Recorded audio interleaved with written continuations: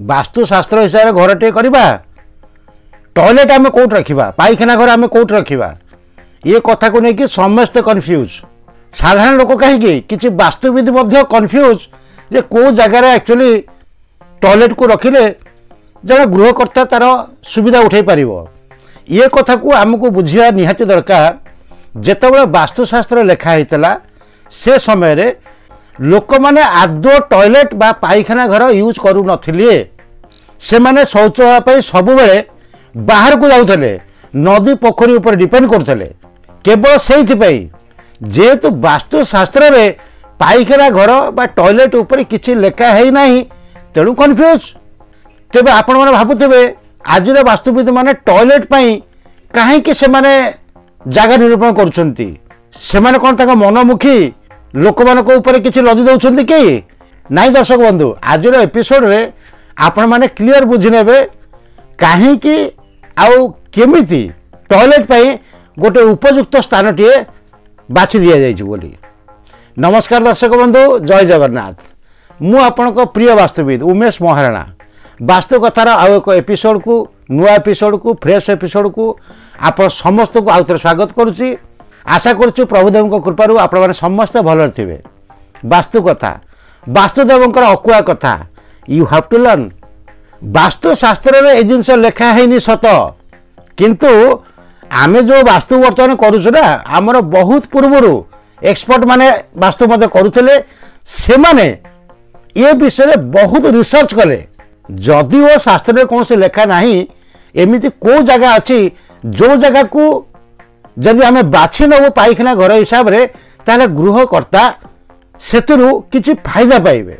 तेणु एठी जतबले रिसर्चर कथाटी आसिला एठी संपूर्ण रूपे डिपेंड करागला साइंस उपरे। साइंस कौन कहूची साइंस कहूची एया सूर्यंकर जेते सब रे रही ता भितर इन्फ्रा रे रही जो इन्फ्रा रे रही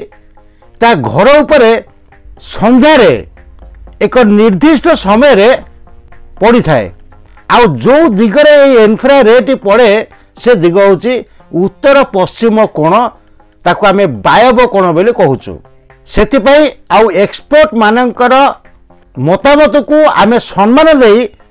बाथरूम पाई बा लैट्रिन बाथरूम पाई गोटे दिग को आमे बाछिलु से दिग होची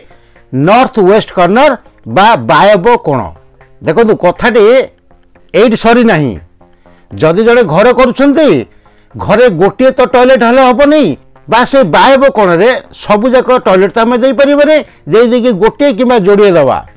तेणु अन्य दिग मत दरकार हुए जदि जार बड़ फैमिली होती तो से जगार कौन दुईटी चारोटी बेडरूम रहा 5-6 जन लोक रहिले तेणु से एकाधिक जगह दरकार टॉयलेट तेणु से इन्फ्रा रे को आखि आगे रखी बा से साइंस दिग को वैज्ञानिक दिगट को आम आखि आगे रखिकी आउ गोटे दिग बाछिलु से दिग हूँ पश्चिम दिगर ठीक मझिया मझी। एवं देखो टॉयलेट दुईटी दिग बाहर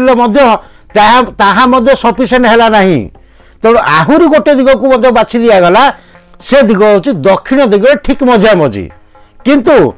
वास्तु जहाँ कहना कहीं 24 वर्ष एक्सपीरियंस मु जहाँ देखी जो नॉलेज मु गेन कर हिसाब से मुझे जदि कौन से लोक दक्षिण दिगरे टॉयलेट दौरान से टॉयलेट अटैच लैट्रिन बाथरूम हवा दरकार किंतु कॉमन टॉयलेट बाथरूम को मु सब बेले दक्षिण दिगरे मना करे। बहुत बुद्धिमान लोक मैंने देखुं ये गोटे जुक्ति मत आसीपे जदि दक्षिण दिगरे पश्चिम दिगरे बा उत्तर पश्चिम कोणे टॉयलेट जाऊँगी दक्षिण पश्चिम दिगरे कहीं नुहे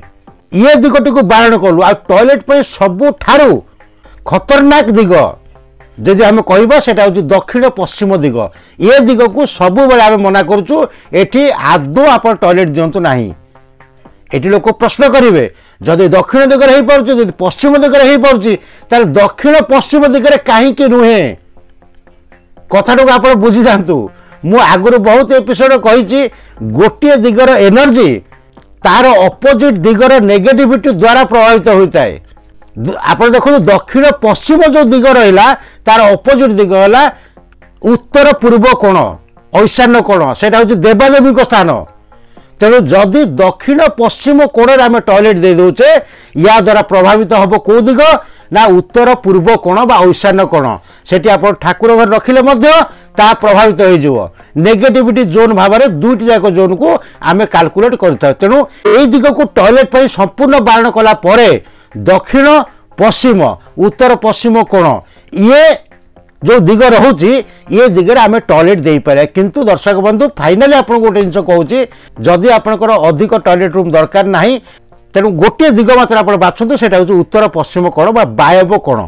शेष गोटे कथा कहबी जदि आपण टॉयलेट रूम करुछंती उत्तर पश्चिम कोण बा वायव्य कोण रे आपण